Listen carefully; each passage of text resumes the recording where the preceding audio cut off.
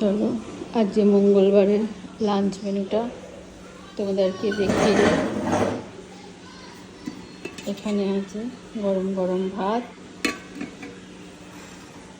আর এখানে আছে এটা হচ্ছে কাঁকরোল ভাজা, এটা হচ্ছে পাট শাক পেঁয়াজ রসুন দিয়ে ভাজা, এটা হচ্ছে ডাঁটা ছেঁচকি ঝাল ঝাল মিষ্টি মিষ্টি করে খেতে বেশ ভালো লাগে, এটা হচ্ছে ঢ্যাঁড়সের ঝাল শুধু ঢ্যাঁড়স, আর এটা হচ্ছে আমার মেয়ের ফেভারিট বাটার মালাই চিংড়ি, আর এখানে আছে বাটার মালাই ডিম কষা, আর এখানে আছে আমের চাটনি।